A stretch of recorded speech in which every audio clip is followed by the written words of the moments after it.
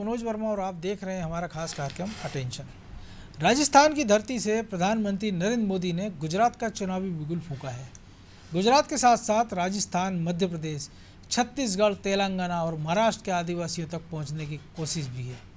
मोदी ने राजस्थान की मानगढ़ की जिस भूमि पर आदिवासी शहीदों को श्रद्धांजलि दी, वहाँ 1857 के संग्राम से भी पहले 1500 आदिवासियों ने बलिदान दिया था। ये वो आदिवासी थे जिन्होंने अंग्रेजी हुकूमत के खिलाफ बगावत का झंडा बुलंद किया था। आदिवासी मानगढ़ को अपना तीर्थ मानते हैं और देश भर से बड़ी संख्या में यहाँ पहुँचते हैं। मोदी ने मानगढ़ को विकसित करने के लिए महाराष्ट्र, राजस्थान, मध्य प्रदेश और गुजरात की राज्य सरकारों से भी सहयोग मांगा है और इनमें से 2 राज्यों में भाजपा की सरकार है। एक राज्य में भाजपा सरकार में सहयोगी है। राजस्थान में कांग्रेस की सरकार है और जाहिर है कि 3 राज्यों में कोई अड़चन नहीं है, इसलिए इशारा राजस्थान की तरफ है। जो मोदी ने डिप्लोमेटिक तरीके से कहा, उसे मध्य प्रदेश के सीएम शिवराज ने थोड़ा स्पष्ट कर दिया। शिवराज ने कहा कि आदिवासियों के बलिदान को भुला दिया गया था। प्रधानमंत्री नरेंद्र मोदी ने उन्हें नमन करने का अभियान चलाया है। तो गुजरात के मुख्यमंत्री ने भी आदिवासियों के सम्मान के लिए पीएम नरेंद्र मोदी को क्रेडिट दिया। इधर अशोक गहलोत ने मानगढ़ को राष्ट्रीय स्मारक घोषित करने की मांग की है। कार्यक्रम भले ही किसी एक दल का नहीं था, लेकिन संदेश साफ था। क्या इस साफ संदेश से भाजपा को फायदा मिलेगा? राजस्थान की धरती से 4 राज्यों के आदिवासियों को साधने का प्रयास कितना कामयाब होगा, ये भी जानने की कोशिश करेंगे। लेकिन पहले देखिए रिपोर्ट।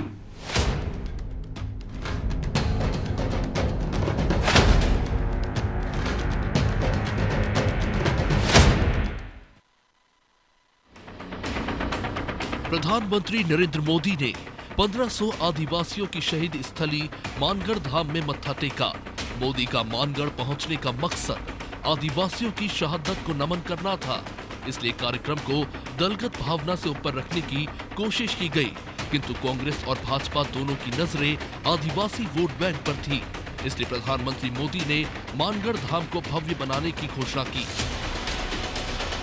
उन्होंने मध्य प्रदेश, राजस्थान, गुजरात और महाराष्ट्र से आपस में चर्चा करके विस्तृत प्लान तैयार करने का सुझाव दिया। मोदी ने कहा कि 4 राज्य और भारत सरकार मिलकर इस धाम को ऊंचाइयों पर ले जाएंगे। गहलोत ने मानगढ़ को राष्ट्रीय स्मारक बनाने की अपील की। गुजरात के मुख्यमंत्री भूपेंद्र पटेल ने कहा कि आदिवासियों को मुख्य धारा में लाने का प्रयास प्रधानमंत्री मोदी कर रहे हैं। कार्यक्रम में मौजूद शिवराज सिंह चौहान ने कांग्रेस का नाम लिए बिना कहा कि आजादी चांदी की तस्तरी में रखकर नहीं मिली। चौहान ने कहा कि आदिवासियों के बलिदान को विस्मृत कर दिया गया था, लेकिन मोदी सरकार ने उन्हें नमन करने का अभियान चलाया। शिवराज ने सीधे तो नहीं कहा, लेकिन परोक्ष रूप से अशोक गहलोत को ये बता दिया कि आदिवासियों के बलिदान को विस्मृत करने वाली पार्टी कौन है। अशोक गहलोत भले ही मौजूद रहे, पर भाजपा ने इस आयोजन को पूरी तरह अपने पक्ष में बुनाने की तैयारी कर रखी थी। भाजपा की नजर गुजरात, राजस्थान, मध्य प्रदेश और छत्तीसगढ़ के आदिवासी वोट बैंक पर तो है। तेलंगाना और महाराष्ट्र के आदिवासी वोट बैंक में भी भाजपा पकड़ बनाना चाहती है, इसलिए देश भर में आदिवासियों के आस्था स्थलों पर प्रधानमंत्री मोदी लगातार पहुंच रहे हैं। भाजपा के शीर्ष नेता भी लगातार आदिवासियों के बीच जा रहे हैं। भाजपा के प्रदेश अध्यक्ष विष्णुदत्त शर्मा का कहना है कि प्रधानमंत्री मोदी के नेतृत्व में आदिवासियों के गौरव की स्थापना हुई। पिछले वर्ष 15 नवंबर को आदिवासी गौरव दिवस मनाया गया था। जनजातीय विकास के क्षेत्र में आप देखेंगे, जनजातीय क्षेत्र में भारतीय जनता पार्टी की सरकार ने माननीय प्रधानमंत्री नरेंद्र मोदी जी के नेतृत्व में पिछले वर्ष 15 नवंबर को राष्ट्रीय जनजातीय गौरव दिवस की घोषणा करके अब फिर 15 अगस्त को हम मनाने जा रहे हैं। गरीबों के कल्याण के लिए जनजातीय क्षेत्र के विकास से लेकर के हर क्षेत्र में आज भारतीय जनता पार्टी की सरकार ने इतिहास बनाने का काम किया है। हर समाज वर्ग के साथ माननीय प्रधानमंत्री के मंत्र सबका साथ, सबका विकास, सबके विश्वास पर और सबके प्रयासों से हमें आगे बढ़ना है। कांग्रेस ने भाजपा के आदिवासी प्रेम को चुनावी स्टंट करार दिया। कांग्रेस मीडिया विभाग के उपाध्यक्ष नरेंद्र सलूजा का कहना है कि चुनावी वर्ष में भाजपा को आदिवासियों का बलिदान और आदिवासी महापुरुष याद आ रहे हैं। 18 वर्षों से क्यों याद नहीं आए? उन्होंने कहा कि 8 वर्ष से केंद्र और 18 वर्ष एमपी में भाजपा की सरकार है, तब आदिवासियों के बलिदान को याद क्यों नहीं किया गया? 18 वर्ष की सरकार के बाद अब चुनावी वर्ष में उन्हें रानी कमलापति याद आए, बिरसा मुंडा याद आए, टंट्या भील याद आए और उनकी स्मृति में उन्होंने इवेंट करे। तो ये आदिवासी वर्ग के हितैषी कैसे हो गए जो आज हितैषी बनने का कर रहे हैं? आप बताएं, यदि मानगढ़ गए, आज गए मानगढ़ का इतिहास का इनको आज पता चला, इसके पहले इतिहास इनकी जानकारी नहीं थी। आज ये कह रहे हैं कि महापुरुषों को बुला दिया गया। तो आज 8 वर्ष से देश में किसकी सरकार है? दिल्ली में मोदी जी की सरकार है, 18 वर्ष से मध्य प्रदेश में इनकी सरकार है। तो किसने इनको रोका था? क्या 15 महीने की कांग्रेस सरकार से सारी उम्मीदें लगाए बैठे ही हैं? इनको कुछ नहीं करना। इनका यदि आदिवासी प्रेम था तो उन महापुरुषों को याद करते, उनकी प्रतिमाएं लगाते, स्मारक लगाते। लेकिन चुनावी वर्ष में याद आ रहा है, और जैसे ही चुनाव खत्म होंगे सबसे पहले भूलने वाले ये लोग होंगे। भाजपा हमेशा ही कांग्रेस पर आदिवासियों के बलिदान को विस्मृत करने का आरोप लगाती रही, चाहे आदिवासी गौरव दिवस मनाना हो या मानगढ़ में जाकर आदिवासियों का मान बढ़ाना। भाजपा और उसके नेता आदिवासियों को रिझाने की हर कोशिश में आगे आते रहे। ब्यूरो रिपोर्ट, अनादि टीवी।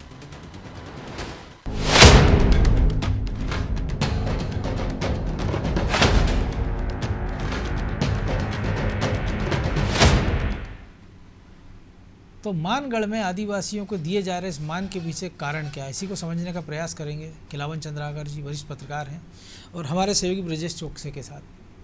तो खिलावन जी, सबसे पहले आप ही के पास एक सिलसिलेवार अगर हम देखें कि मध्य प्रदेश में जो कुछ घटनाक्रम हुए हैं आदिवासियों को लेकर बड़े आयोजन, लेकिन पिछले दिनों जब आदिवासी द्रौपदी मुर्मू उड़ीसा से आती है, उनको राष्ट्रपति बनाया गया, और उसके बाद मानगढ़, क्योंकि नक्शे पर तो ये एक बड़ा बलियान जगह है कि जलियांवाला बाग की जितनी ख्याति है, कुख्याति है, या जितना उसको सम्मान मिला वहाँ कि एक स्मारक बनाए, तमाम वो चीज़ें मानगढ़ को लेकर कभी हमने सुनने को नहीं मिली। अगर मीडिया की कुछ रिपोर्ट छोड़ दें हम, तो कब मानगढ़ में कार्यक्रम होता था, कौन सरकारें करती थी, कब होता था, कब ख़त्म हो जाता, पता नहीं चलता था।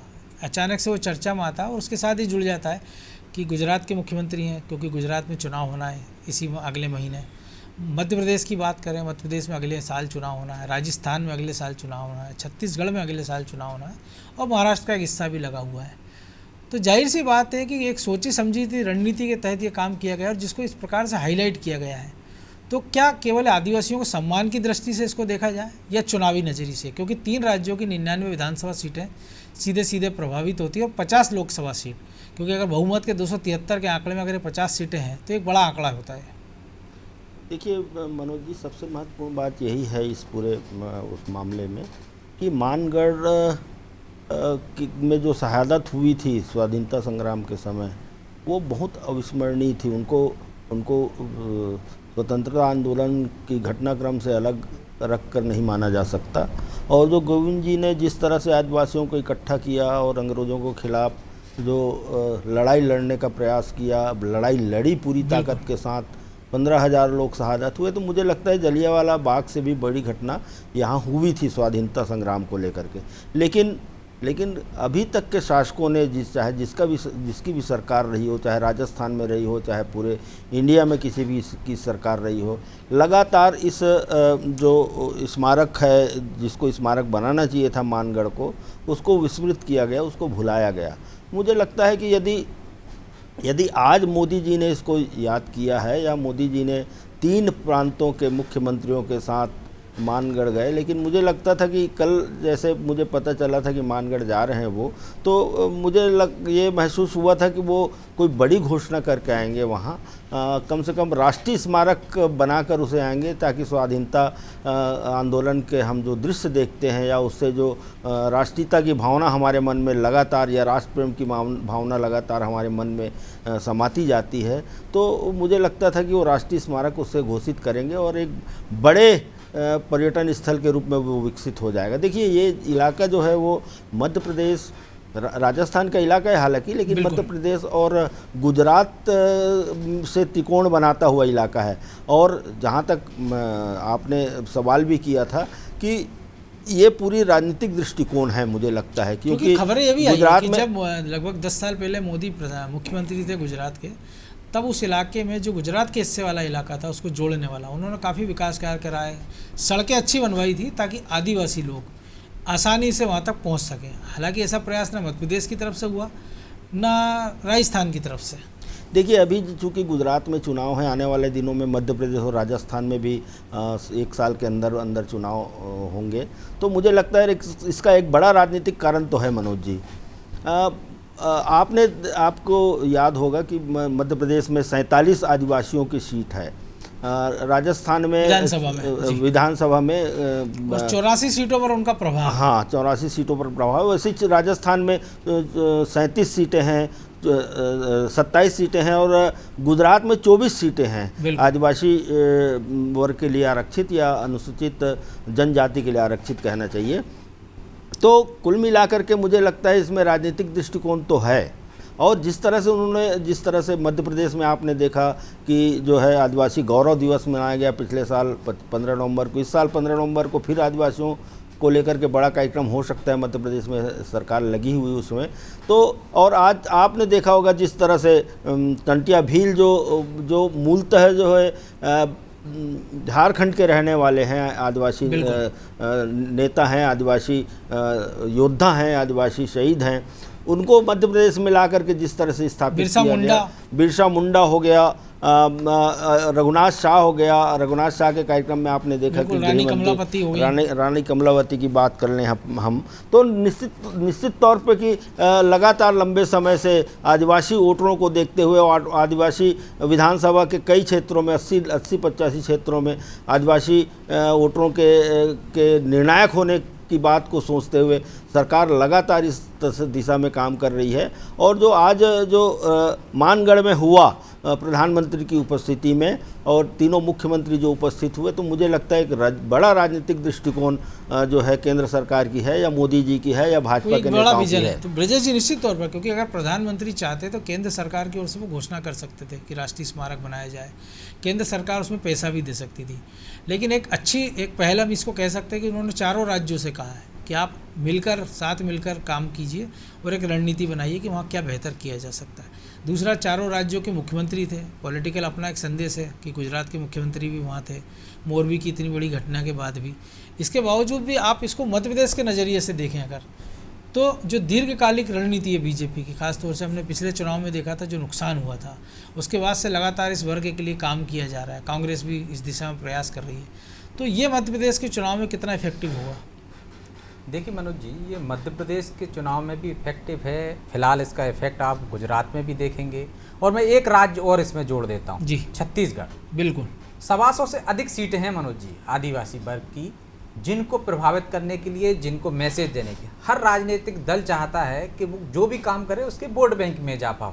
लेकिन ये बात भी है कि इसको दोनों नज़रिए से देखना चाहिए। एक राजनीतिक नज़रिया होना चाहिए, एक नज़रिया ये होना चाहिए कि वो आदिवासी जो 1500 आदिवासियों ने शहादत दी थी उस मैदान पर, जलियांवाला बाग से भी बड़ा जो घटना वहाँ हुई थी, वो इतिहास के पन्नों से क्यों गुम है?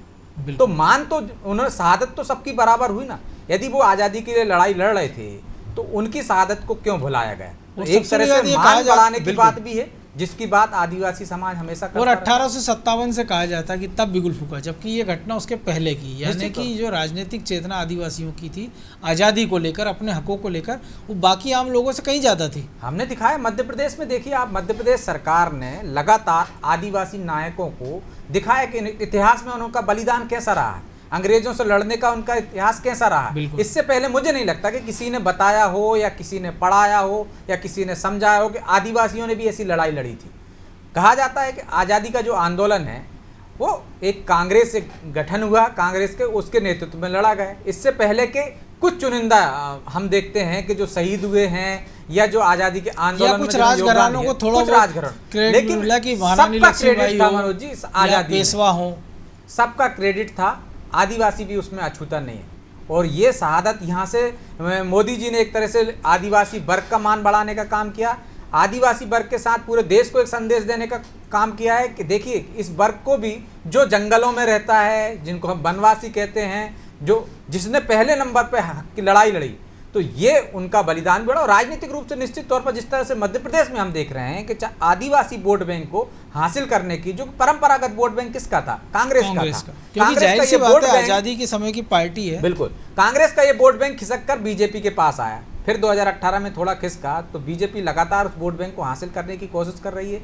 चाहे वो द्रौपदी मुर्मू के रूप में देख लीजिए आप, राष्ट्रपति बनाया तो उन्हें आदिवासियों के मान से जोड़ा, गौरव दिवस मनाया जा रहा है, टंटिया भील से लेकर तमाम जो अभी हमने देखा आदिवासी ने सबका जिक्र किया कि किस तरह से भूले बिसरे जो नायक रहे हैं आदिवासियों को, उनको आगे लाए। धाम कहा जाता है, मानगढ़ धाम। आदिवासी वहाँ एक देवता की तरह उसको वो रहते हैं। मोदी जी इससे पहले भी वहाँ गए और पहले भी उन्होंने इच्छा जताई थी।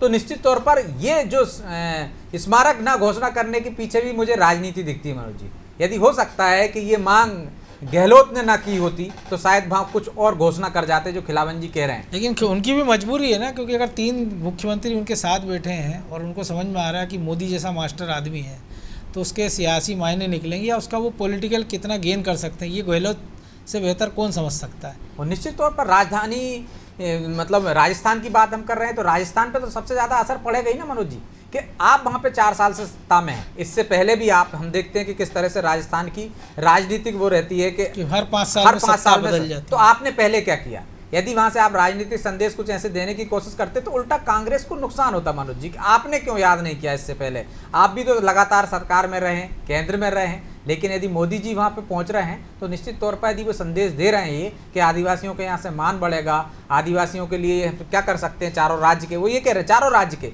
तो आप भी योगदान दे सकते हो। आपने कहा, पहले हमने देखा गहलोत ने कहा कि वो जो भी मदद चाहिए पड़ेगी, जो भी वो सहयोग कर सकेंगे राज्य के नाते वो करेंगे। लेकिन ये तीनों सीमाओं से लगा हुआ क्षेत्र है मनोज जी, गुजरात, मध्य प्रदेश और राजस्थान। इसलिए तीनों राज्यों के आदिवासियों को साधने के लिए और उस पूरे इलाके में आदिवासियों की भी संख्या अच्छी खासी है, क्योंकि ऐसा नहीं है कि वो तीनों राज्यों की सीमा पर है, वहाँ पे आदिवासी बहुतायत में है। और दूसरा मनोज जी, तीनों राज्यों के अलावा चारों जो राज्य आए हैं यदि वहाँ के मुख्यमंत्री योगदान देंगे तो निश्चित तौर पर कि वहाँ के आदिवासियों को एक मैसेज देने का काम होगा ना, कि देखिए भले ही वो राजस्थान में यदि मध्य प्रदेश के मुख्यमंत्री कहते हैं कि हमारा ये योगदान रहेगा, ऐसे इस तरह का विकास किया जाना चाहिए, तो उसका मध्य प्रदेश में निश्चित तौर पर राजनीतिक रूप से फायदा मिलेगा। शिवराज सिंह चौहान सरकार को क्यों नहीं मिलेगा? कि वो कहेंगे देखिए हमने मध्य प्रदेश में तो कर ही रहे हैं, आपके लिए तमाम तरह के उपाय कर रहे हैं, योजना लगा रहे हैं और नायकों को सम्मान दिला रहे हैं, लेकिन दूसरे राज्य में भी यदि कहीं वहाँ पे ऐसा हो रहा है तो उसमें भी हमारा योगदान है, तो इसका राजनीतिक रूप से निश्चित तौर पर मध्य प्रदेश को फायदा होगा। बिल्कुल, तो खिलावन जी फायदा तो होगा, लेकिन अब कांग्रेस को हम जब भी सुनते हैं आमतौर पर जो पॉलिटिकल पार्टियां वो ये सवाल करती हैं कि आपने इतने साल के शासन में क्या किया, ये अभी तक क्यों नहीं किया था। तो सवाल यही उठता है कि जब आज़ादी का इतिहास लिखना शुरू हुआ आज़ादी के बाद से 1947 के बाद से, तब इस इन योगदानों को क्यों बिसरा दिया गया। दूसरी एक बात है कि अगर देर से ही सही, अगर उनको सम्मान देने का सिलसिला शुरू हो रहा है तो उस पर सवाल क्यों? वो कोई भी सरकार हो, मान लीजिए अगर गहलोत ने अच्छा काम किया है तो बीजेपी सवाल उठाती है तो वो भी गलत है, अगर बीजेपी कोई प्रयास कर रही है, कांग्रेस सवाल उठा रही, वो भी गलत है, क्योंकि आपने 75 में से 55-60 साल केंद्र की बात करें, राज्य की बात करें, आपने शासन किया है, तब इन चीज़ों को आपने क्यों बिसरा दिया? देखिए मनोज जी, वर्तमान राजनीतिक परिदृश्य में देखें अपन तो जो भी आदमी ये आदिवासी जननायक है या आदिवासी शहीद है या आदिवासी हमारे स्वतंत्रता संग्राम के सेनानी हैं, अंग्रेज़ों के दांत खट्टे करने वाले लोग हैं, इनको यदि भुलाएंगे या इनके लिए जो कार्य किए जा रहे हैं, इनको के लिए जो उनको सामने लाने की, जनता के सामने, पब्लिक के सामने उनकी शहादत को याद करने की प्रयास किया जा रहा है, उसको यदि क्रिटिसाइड करेंगे तो निश्चित रूप से वो अपने पैर पर कुल्हाड़ी मारेंगे।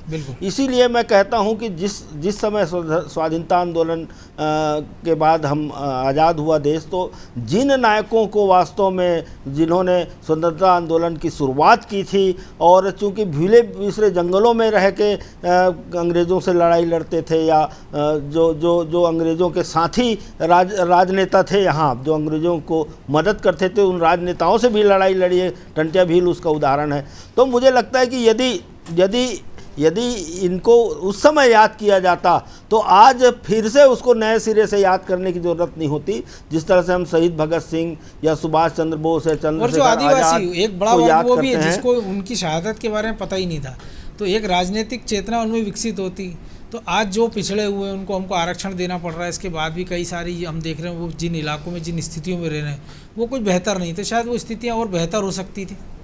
देखिए, विकास की धारा आप जानते हैं, विकास की धारा शहरों की ओर ज़्यादा रहती है और ये जो अनुसूचित जनजाति वर्ग है, चाहे भील हो, चाहे भिलाला हो, चाहे कोरी हो, कोई शहरिया गोंड, जो भी हो, जितने हमारे ये अनुसूचित जनजाति के लोग हैं वो अधिकतर गाँव में विकास करते हैं और गाँव में भी वनवासी बहुत ऐसे इलाके में, दूर दराज के इलाके में रहते हैं जहाँ सरकार का, प्रशासन का पहुँच पाना संभव नहीं होता। तो मुझे लगता है संभवतः इसीलिए इस वर्ग को लगातार उपेक्षा का शिकार होना पड़ा है। यदि स्वतंत्रता के बाद यदि इस वर्ग पर पूरा लेकिन ध्यान खिलावन जी, आपको फोकस नहीं किया लगता है गया कि बहुत होता। लंबा समय हो गया है, 75 साल, नहीं, हम यदि उस गांव तक वो विकास नहीं और पहुंचा दूसरा पाए। हमने उनको ये मान लिया कि ये तो वनवासी हैं, जंगलों में रहने वाले हैं। कांग्रेस भी कहती है कि आप अपने आप को आदिवासी लिखिए, हिंदू मत लिखिए, लेकिन वो ये नहीं बताते कि उनका इतिहास ये है कि अगर राजा रघुनाथ शाह है तो राजा रहे हैं वो, रानी कमलापति, एक समृद्ध उनका इतिहास रहा है कि कैसे उन्होंने लड़ाइयाँ लड़ी हैं। एक बड़ा सारा उनका स्थापत्य कला के नमूने आज भी हमको देखने को मिलते हैं, किले उनके बनवाए हुए तालाब हैं, बावड़ियाँ हैं। तो ये भी एक हमने ये बिसरा दिया कि उन्होंने शासन किया, यानी उनमें इतनी समझ थी, उनकी राजनीतिक चेतना थी कि वो आज से 200-250 साल पहले अंग्रेज़ों के खिलाफ वो युद्ध लड़ते हैं। उनकी इतनी समझ थी, आज से 200-400 साल पहले वो शासन करते हैं। इन सब चीज़ों को हमने बिसरा दिया। हमने कहा कि ये मुग़लों ने ये बनाया है, हमने कहा कि परमारों ने बनाया है, हमने कहा कि फलानों ने बनाया है। हमने देखा जो विदेशी आक्रांता थे उनके जो हमने बनाए, उनके जो लाल किला है, कुतुब मीनार, ये तमाम सारी जो चीज़ें जो भी हैं विकास हम चाहे उनको पुल सहेज पुलिया रहे से हैं, लेके लेकिन हम ये देखते हैं कि जो रानी कमलापति के बनवाए हुए किलों के क्या हाल है, हम उसकी चिंता नहीं करते हैं।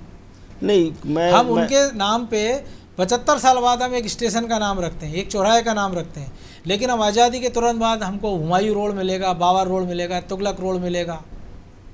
नहीं, मैं मानता हूँ कि जो आदिवासी वर्ग के या जो अनुसूचित जनजाति वर्ग के राजाओं ने या नायकों ने जो स्थापत्य कला दिखाई है, जैसे रायसेन का किला हर आदमी याद करता है। अब रानी भोपाल का बड़ा तालाब है, हाँ, भोपाल का बड़ा तालाब हो या उसके किनारे बने हुए महल हो, रानी कमलापति का महल, सब याद करते हैं। मुझे लगता है कि मैं तो कई गोंड राजाओं के कई ऐसे किलों पे घूम भी आया हूँ, निश्चित रूप से उनको याद किया जाता है। लेकिन जितनी प्राथमिकता और दूसरे वर्ग के राजा महाराजाओं के बनाए हुए स्थापत्य कला के नमूना पर ध्यान केंद्रित किया गया, उतना इस पर ध्यान केंद्रित नहीं किया गया।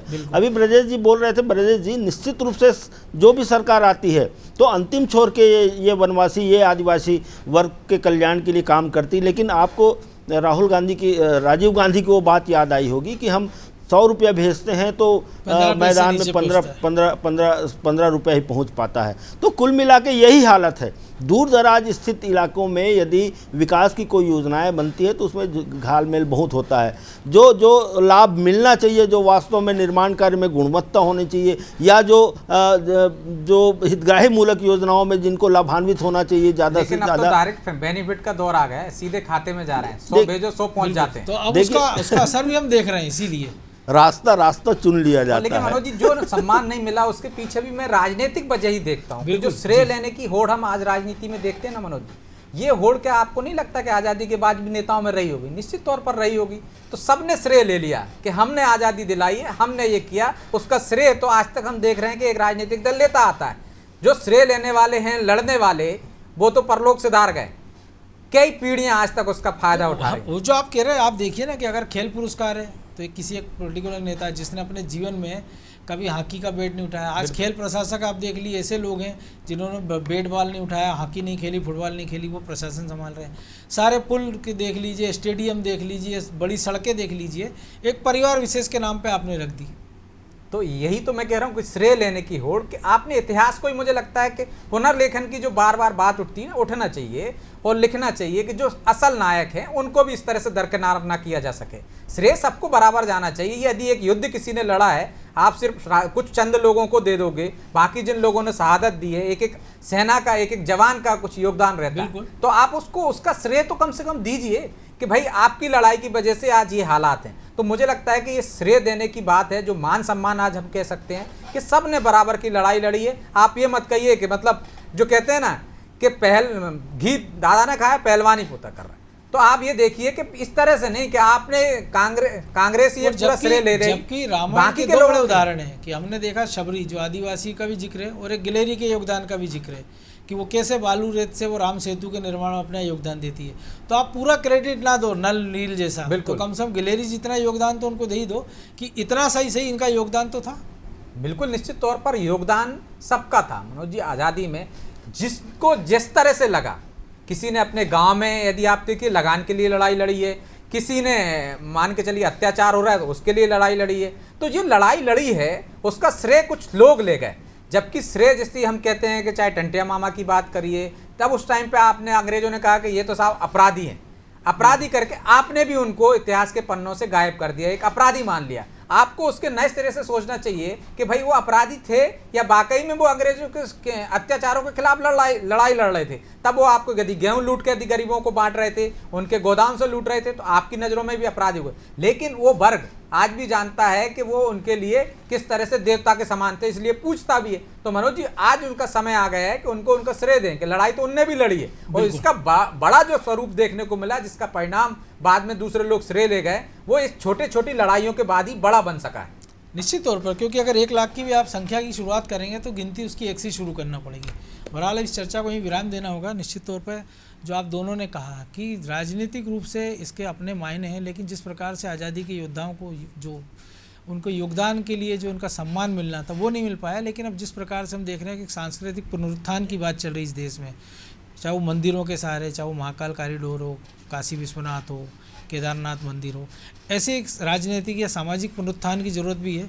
जो आदिवासी हैं, दलित हैं, वंचित हैं, शोषित हैं, उनका पहल करके उनको आगे लाया जाए, समाज की मुख्य धारा में उनको जोड़ा जाए, और जो उन्होंने आज़ादी की लड़ाई में या इस देश के निर्माण में अपना योगदान दिया है उसको जनता के सामने लाया जाए, बजाय इसके कि इसमें केवल और केवल राजनीति तलाशी जाए। अटेंशन में आज इतना ही। मुझे दीजिए इजाज़त, और आप देखते रहिए अनादि टीवी। नमस्कार।